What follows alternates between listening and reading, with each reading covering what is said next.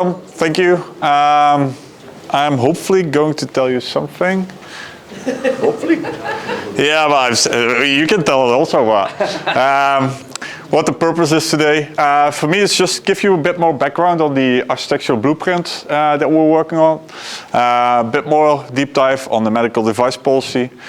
Then see that I did a copy paste of the agenda, quite good, but that doesn't make, well, it's not an issue. It's basically the architectural blueprint and the medical device policy. And why? For me, it's important that everybody knows, well, what we are doing, but also how they can contribute.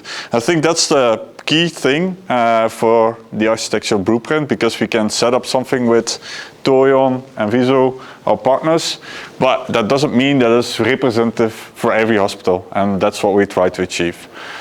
So what is the blueprint? For me, it's something that you can use as a reference. The reference should be on 80% done. It's not that we want to bring you more work because you have work enough, but it should be industry specific. How we are going to make it industry specific is by using standards. You have the NEN norm in the Netherlands, but you have also a specific ISO norm for healthcare industry. Because we have not only general hospitals, but we have other caretaking facilities, we try to make more flavors. Why? Simple. If we make one policy that covers everything, you can dim down towards the requirements of the organization. Because that's, for me, is always important. Make sure that's fitted towards the organization, but also towards the risk profile of the organization. But first, let's look at the mystical aspect of governance, risk, and compliance, because there are a lot of interpretations based on that. I've used some sources. They all say something. It has in line some similarities, but there's always a different angle. For example, Isaka has a long sentence. I'm not going to read it, but you can always see that it talks about policies, procedures. It has something to do with alignment, business objectives. All those keywords are translated into that. And for me, that's important. Why? You make a structure, and the structure can help you in facilitating towards your business. Because at the end, security only thrives if it's aligned with your business. Otherwise, it's a lost entity, and they're literally lost because it don't contribute, it doesn't give any value.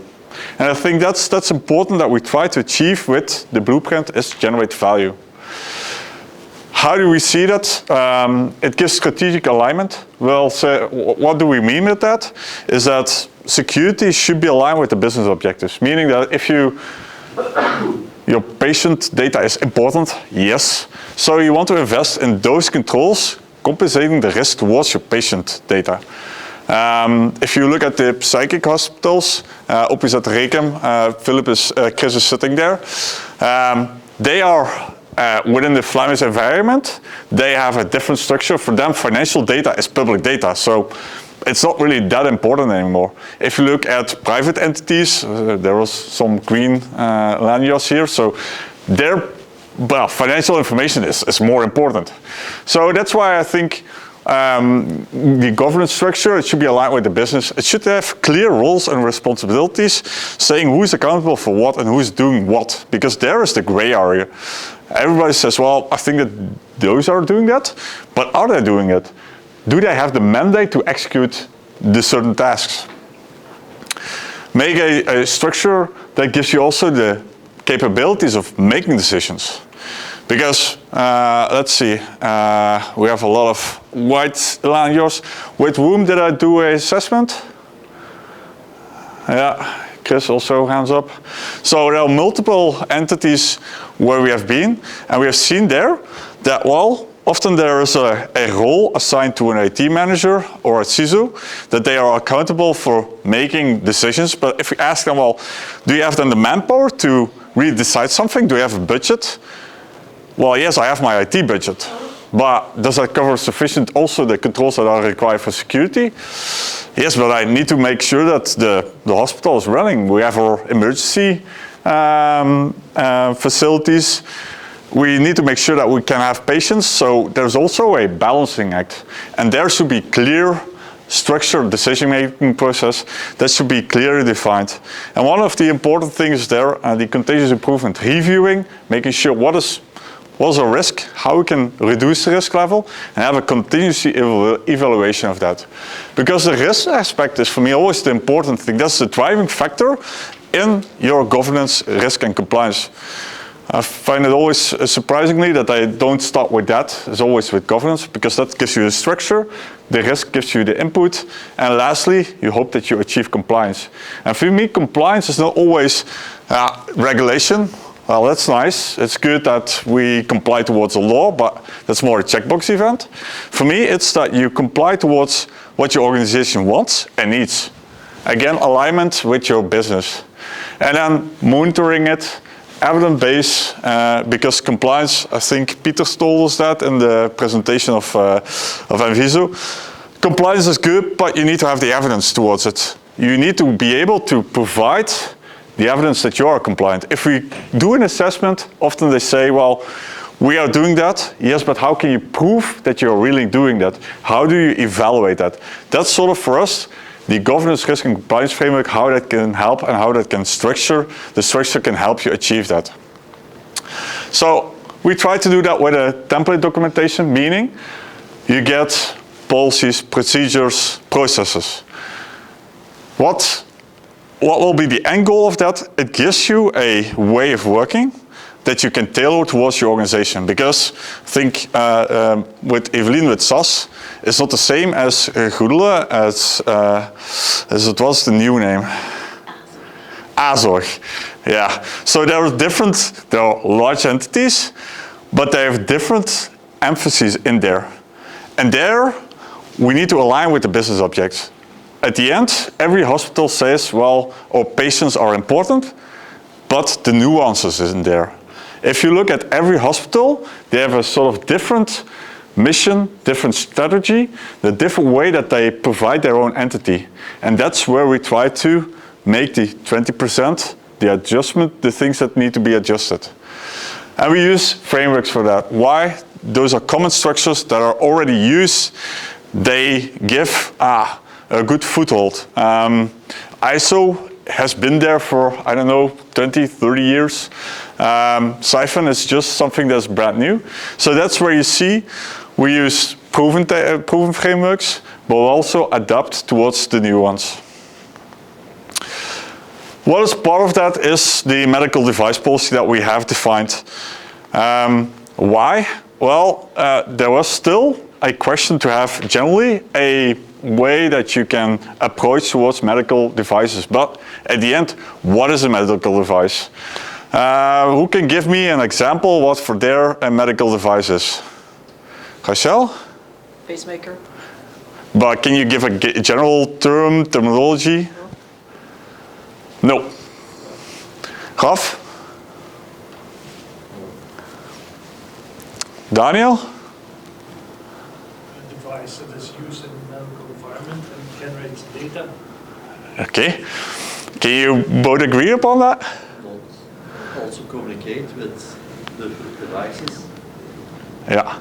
So I've asked 3 people, and there's the difficulties in getting one generic term. So that's why we have worked towards getting a generic term. A 1.0 version, we have generated that based with the feedback of the community. Also with suppliers, why?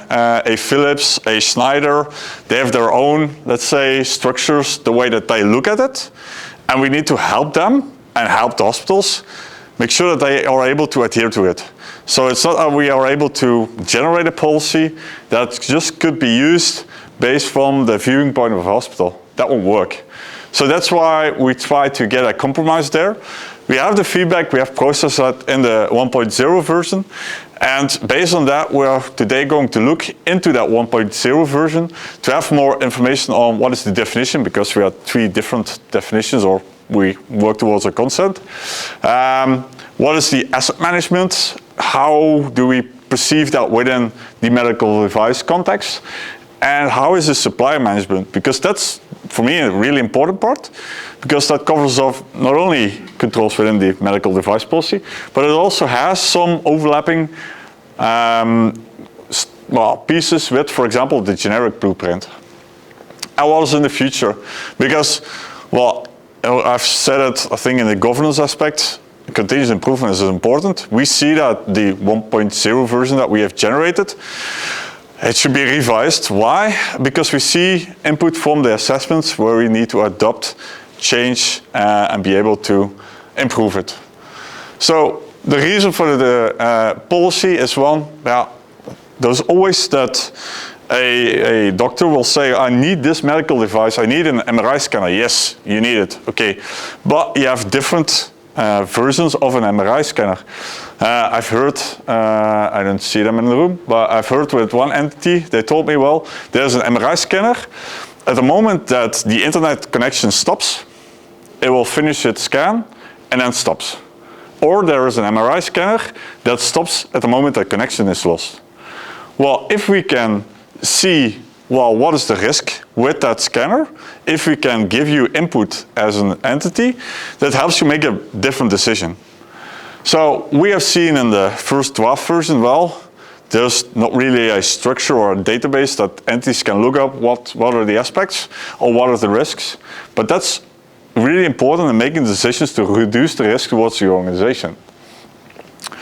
The single template is that we provide you one medical device policy, a way that you in your hospital can work towards your vendors. And in my previous session, one of the familiarities that we had was that, well, I can go to Philips and say, well, I want to do it in such a way, and Philips will tell us, no. You're the only hospital within Belgium that does it in such a way. So, well, we are not going to adjust our structure towards your common needs. So if we provide you with one policy, one way that you look at the vendors and say, we need this, we need to adhere to this, and multiple hospitals are going to use it, that's the key question, that is the key in there. If the whole community is going to adopt the policy and look at their vendors, well, these are our requirements, that is how we look at our medical devices. That gives you a common ground and a standpoint where you can say, well, we as an industry look at medical devices in such a way, so you need to adhere to what we think is important. And also helps us reduce the risk towards the priorities of our organization. And the issue is that there is still no industry-specific policy. So the 1.0 version is drafted or finalized in February.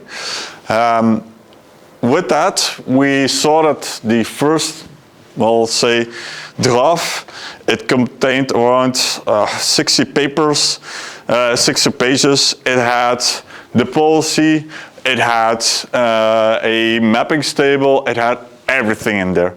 But for me, the definition of a policy is a set of requirements that I can use towards the business and say, well, you need to adhere to this. And the other elements were ballast. Why? Because not everybody is going to look at a 50-page document.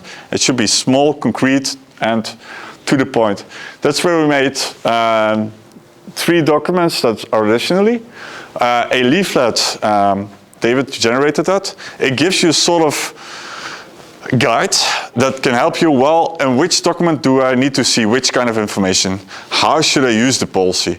How is the risk rating, and where do I find more information on that? The second document is the mappings table. So there is a structure, it has 5 by 5, it gives you a category, will be later on the slides. And it gives you the structure how you can evaluate the risk. Definition, what is the definition of a medical device?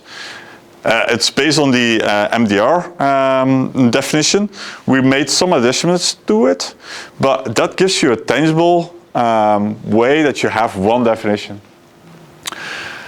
And for us, I think the most important part, I know that Wim is very much a fan of that, is what is the life cycle? Because it's not that only IT can decide based on which device is implemented, but there is a life cycle. So there's a complete process.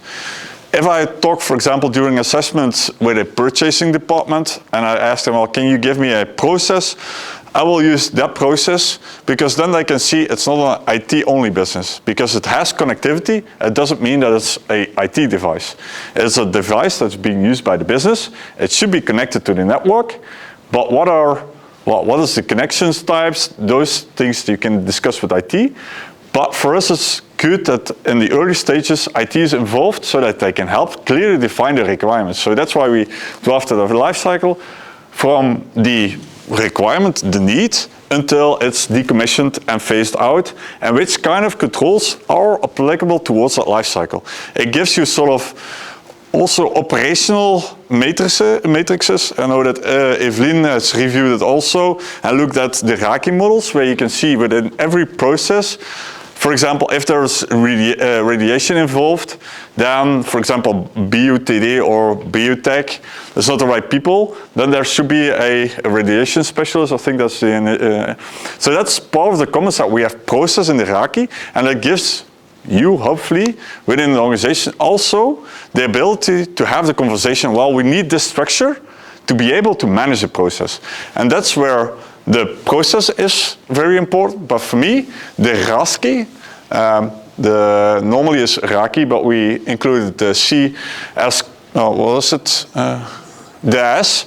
It's a supporting role. What is the supporting role? It helps facilitating. That's often the role that IT has, from my perspective. The business asks them to the A, B, and C. How they are going to do it, they align with it, and then they are going to execute it. It's supporting towards the process. They can help. They are not always in the decision-making process. They are help facilitating towards the decision-making process, but having the clear understanding and clear agreement on who is accountable for what, who is going to do what in which step of the process is for me important. And then we define some operational checklists that you can check off. For example, at the moment that you purchase something, well, what do you need to have done? This, operationally. Asset management. Basically, during the assessments, we have seen that a lot of entities have an asset database. We can have conversations on how broad it is, how complete it is. Often a medical device is registered within a BUTD database. It could be sometimes within an IT database, but you have many databases. For us, when in the policy it states, well, if you have non-process, you should have a process that registers the host name, MAC address, hardware specification, serial number, and additional information. And why is that important? Because during the conversation with Philips, they said, well, I think they are also today here, and they have a breakout session now in the Sapphire room, where they explain, well, as a vendor, we use MDS2. So if you purchase a equipment from Philips, they will be able to say, well, as we follow MDS2, we are compliant to this. There's a complete Excel document. They are able to give you that information. And for me, that information is often key to identify, is there an operational risk, yes or no? So that's registered within the database, and that data set helps you to be able to, at the moment that there is an issue, identify, well, are we impacted, yes or no? I think 4 or 5 weeks back, there was a vulnerability found on, what was it, the equipment? I know that Wim, you sent me the article also. And I know don't know which hospital I was in, but at the moment that there's a vulnerability published, then you need to check, well, which kind of equipment do we have? Do we have the equipment of that vendor, yes or no? And then the speed, the time towards you can give the answer yes or no is important because, for example, Philips PACS, the Philips PACS, so the MRI scan, is a cloud-based equipment, so it has internet connectivity, so you could have a risk there. And that for us is important within the asset management to have the list so you are able to evaluate, see if you have a risk, but also be able to identify which equipment is where placed within the hospital. And more important, often if the data set is there, maintain it. Have a process clearly defined, who's accountable for what, who is doing what, to maintain the asset registry. Suppliers, hence, yes? Am I missing SBOM in the story there? Yes, no, you're not missing it. Why didn't we include the SBOM? because it's often a bridge too far. So you're correct. If you have, It also supplies it. It's not part of the. yeah, but I would like to include for the others in the room, the SBOM is the security bill of material. It has a list of all the components of the software, and you can clearly look at which kind of vulnerabilities are there. Yes, that's nice in the register, but if there's no consolidated register or there's no review, the process is not really on the maturity level, then an SBOM is nice, but it won't have any impact. Exactly. Exactly. And that's also important because you can ask for an SBOM, but if your supplier says, well, what is it? We aren't able to provide it. You have like some protocols that you need to have. There's some common. The main issue is that you should have the ability to import that data, make sure that it's included in your data set, then it can give you value. For that, you need to have the basis. For me, the basis is the register. Is the register maintained correctly? Then you can go on top of that. Suppliers, it should be compliant to the hospital policies. Why? You have the medical device policy, but it has general aspects that are specific for medical devices. We also included there some basic access controls there, but we often also refer to other policies. So for us, it's important that at the moment that the supplier says, well, we are going to facilitate something or we're going to a contractual engagement, the supplier should be also compliant to the hospital-specific policies. They should be compliant towards the sectoral specific framework. If they say, well, MDS2 is a generic used framework to evaluate vendors, well, then comply towards it. Give directly that information. Why should every hospital ask you for the information if you say that is a sector-specific framework? The document evaluation, I know that a lot of hospitals that have a purchasing department, but they also only help facilitating the process. They often do not review the contracts. Why? Well, they're not aware what's contractually agreed upon. So that's where you need to have the accountability that a department, a doctor is reviewing, well, we have purchased year one, they delivered it, but if within the contractual agreement states that, for example, the SBOM needs to be delivered every update that they perceive for the equipment. With a medical device, they always have a certification traject. It's often 5 to 10 years. But say that they have a new version and they have agreed upon year one to deliver the SBOM. Check in year 2, 3, 4 if it's being delivered. Because that's important. Often those purchases are very expensive, meaning that there are contracts 5, 6 long years. And you need to validate, well, did we, the thing that we agreed upon year one, is it still delivered afterwards? And then one important thing is the exit management requirements. Why? Philips is often coming back because I hear those examples often. They do the maintenance often. How do they access the environment? Often you can have a VPN or a site-to-site tunnel, but there is a risk if there is a site-to-site tunnel. So make clear agreements and make sure that you are able to, well, tailor them towards the need of the moment, because at this moment in time you can agree upon to have a site-to-site tunnel, but year 2 or 3 or 4, you can say, well, there is a certain risk that we aren't able to accept now, so maybe we should negotiate and challenge it so that we are able to adjust it towards the future needs also, because that's difficult with the arrangements. You come to an agreement in one moment in time, but it should be also future-based, and it should give you the abilities to tailor it towards your needs in the future also. The risk matrix, we have done it now in scoring from 1 to 5. Why did we do it in such a way? We had a challenge. There is the MDR classes. That's 1, 2A, 2B, and 3. But it doesn't say anything about the information that it processes. From a security perspective, I always ask which kind of information is processed. Well, it could be patient data. Okay, is it then special data there? There is a difference if they, for example, only have the first and last name and the day of birth. Well, it's personal data, yes, so it's sensitive. But if it, for example, has the patient record, then it's a special category. So the measures that you need to implement should be higher.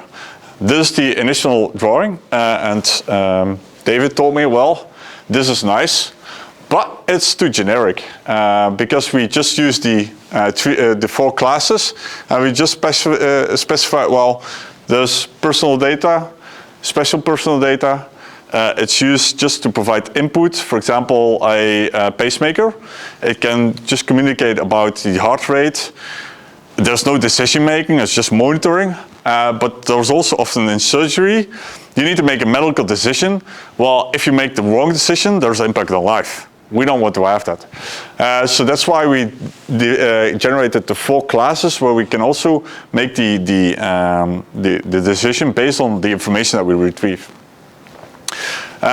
So this is already we have seen this could be done better.